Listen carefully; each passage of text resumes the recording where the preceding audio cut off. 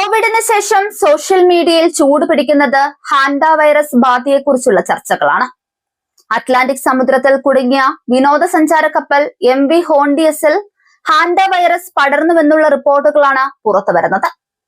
ഇതിനകം തന്നെ കപ്പലിലെ 3 യാത്രക്കാർ മരണപ്പെട്ടതായും കപ്പലിലുള്ള 2 ഇന്ത്യക്കാരടക്കം 149 പേർ നിരീക്ഷണത്തിലായെന്നും BBC റിപ്പോർട്ട് ചെയ്യുന്നുണ്ട്.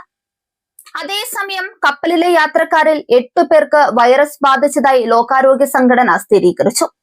ഇതിൽ 3 കേസുകൾ സ്ഥിരീകരിച്ചവയും 5 എണ്ണം ലക്ഷണങ്ങളുള്ളവയുമാണ്. രോഗബാധ ഗുരുതരമായ 4 യാത്രക്കാരെ കപ്പലിൽ നിന്നും വിദഗ്ധ ചികിത്സയ്ക്കായി മാറ്റിയിട്ടുണ്ട്. കപ്പലിലുണ്ടായിരുന്ന പല യാത്രക്കാരും ഇതിനകം വിമാനമാർഗം UK, ദക്ഷിണാഫ്രിക്ക, നെതർലൻഡ്സ്, US, സ്വിറ്റ്സർലൻഡ് എന്നീ രാജ്യങ്ങളിലേക്ക് മടങ്ങിയതും ആശങ്ക വർദ്ധിപ്പിക്കുന്നുണ്ട്. ഇവരെ കണ്ടെത്താനും നിരീക്ഷണത്തിലാക്കാനും അന്താരാഷ്ട്ര തലത്തിൽ വിപുലമായ പരിശോധനകൾ ആരംഭിച്ചു. വിവിധ രാജ്യങ്ങളിൽ നിന്ന് ഈ കപ്പലിൽ നേരത്തെ സഞ്ചരിച്ചവരെ കണ്ടെത്തി നിരീക്ഷണത്തിലാക്കിയിട്ടുണ്ട്. കപ്പലിൽ നിന്നെത്തിയ 3 പേരെ തങ്ങൾ നിരീക്ഷിക്കുകയാണെന്ന് അമേരിക്കയിലെ അരിസോണ സംസ്ഥാനത്തെ ആരോഗ്യ വകുപ്പ് വ്യക്തമാക്കിയിട്ടുണ്ട്. എലികളുടെ മൂത്രത്തിലും കാഷ്ടത്തിലുമാണ് ഹാൻഡ വൈറസിന്റെ സാന്നിധ്യമുള്ളത്. ഇവ ഉണങ്ങി പൊടിപടലങ്ങളായി മാറുകയും മനുഷ്യർ അത് ശ്വസിക്കാൻ ഇടവരുമ്പോഴുമാണ് വൈറസ് ശരീരത്തിലെത്തുന്നത്. എലികളുടെ വിസർജ്യം കലർന്ന പ്രതലങ്ങളിൽ തൊടുകയും പിന്നീട് ആ കൈകൾ കൊണ്ട് മൂക്കിലോ വായിലോ തൊടുകയും ചെയ്യുന്നത് വഴിയും വൈറസ് മനുഷ്യരിലെത്തും. ശ്വാസകോശത്തെയോ വൃക്കകളെയോ ആണ് ഹാൻഡ വൈറസ് ഗുരുതരമായി ബാധിക്കുന്നത്. രോഗബാധിതനായ ആളുമായി അടുത്ത സമ്പർക്കം പുലർത്തുന്നതിലൂടെയാണ് രോഗം മറ്റുള്ളവരിലേക്ക് പകരുന്നത്. വൈറസ് ശരീരത്തിൽ പ്രവേശിച്ചാൽ 1 മുതൽ 8 ആഴ്ചകൾക്കുള്ളിൽ ലക്ഷണങ്ങൾ കണ്ടു തുടങ്ങും. രോഗത്തിന്റെ പ്രാരംഭ ലക്ഷണങ്ങൾ സാധാരണ ഇൻഫ്ലുവൻസ അല്ലെങ്കിൽ പനി പോലെ തോന്നാം.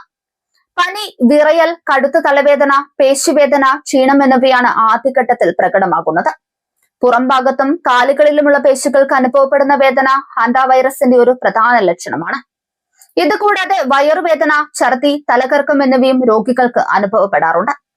ആദ്യത്തെ 1-2 ആഴ്ചകളിൽ പനിയുടെ ലക്ഷണങ്ങൾ മാത്രമായിരിക്കും പ്രകടമാവുക. ഇത് കൃത്യമായ രോഗനിർണയം നടത്തുന്നതിന് പലപ്പോഴും തടസ്സമാകാറുണ്ട്. സാധാരണ വൈറൽ പനി എന്ന് കരുതി പലരും ചികിത്സ വൈകിപ്പിക്കും. എന്നാൽ ദിവസങ്ങൾ കഴിയുന്തോറും ലക്ഷണങ്ങൾ കൂടുതൽ സങ്കീർണമാകാൻ തുടങ്ങും. ശ്വാസമെടുക്കാൻ ബുദ്ധിമുട്ട് അനുഭവപ്പെടുക എന്നതാണ് ഇതിന്റെ ഏറ്റവും മാരകമായ അവസ്ഥ. രോഗം മൂർച്ഛിക്കുന്ന ഘട്ടത്തിൽ ശ്വാസകോശത്തിൽ ദ്രാവകം അടിഞ്ഞുകൂടാൻ തുടങ്ങും. ഇത് ശ്വാസമുട്ടൽ, വിട്ടുമാറാത്ത ചുമ, നെഞ്ചുവേദന എന്നിവയ്ക്ക് കാരണമാകും. ഈ അവസ്ഥയെ ഹാൻഡ വൈറസ് പൾമണറി സിൻഡ്രോം എന്നാണ് പറയുന്നത്. ഉത്തരേന്ത്യൻ രാജ്യങ്ങളിൽ ഇതാണ് കൂടുതൽ സാധാരണയായി കണ്ടുവരുന്നത്. ശരിയായ സമയത്ത് ഓക്സിജൻ പിന്തുണയോ ചികിത്സയോ ലഭിച്ചില്ലെങ്കിൽ ഹൃദയമിടിപ്പ് വർദ്ധിക്കാനും രക്തസമ്മർദ്ദം കുറയാനും ഇതിടയാക്കും. യൂറോപ്പിലും ഏഷ്യയിലും കണ്ടുവരുന്ന ചില ഹാൻഡ വൈറസ് ഇനങ്ങൾ വൃക്കകളെയാണ് ബാധിക്കുന്നത്.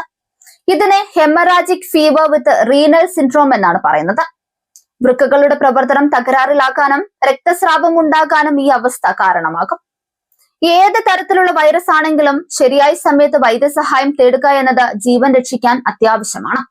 ഹാൻഡ വൈറസ് സാധാരണഗതിയിൽ മനുഷ്യരിൽ നിന്ന് മനുഷ്യരിലേക്ക് പടരാറില്ല.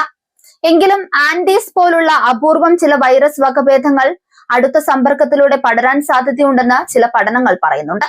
എന്നിരുന്നാലും പൊതുജനങ്ങളിൽ ഇതിനുള്ള സാധ്യത വളരെ കുറവാണ്.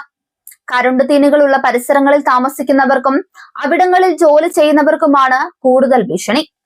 അപൂർവമാണെങ്കിലും ഹാൻഡ വൈറസ് ഉയർത്തുന്ന ഭീഷണിയെ നിസ്സാരമായി കാണരുത്. ആഗോളതലത്തിൽ ഈ രോഗം മൂലമുള്ള മരണനിരക്ക് കൂടുതലായതിനാൽ ജാഗ്രത പാലിക്കണമെന്ന് ആരോഗ്യ വിദഗ്ധർ മുന്നറിയിപ്പ് നൽകുന്നുണ്ട്. പരിസര ശുചിത്വവും എലികളിൽ നിന്നുള്ള സംരക്ഷണവുമാണ് നമുക്ക് സ്വീകരിക്കാൻ കഴിയുന്ന ഏറ്റവും നല്ല മാർഗങ്ങൾ. കൃത്യമായ അറിവും പ്രതിരോധ നടപടികളും ഉണ്ടെങ്കിൽ ഈ ഭീഷണിയെ നമുക്ക് അതിജീവിക്കാൻ കഴിയും.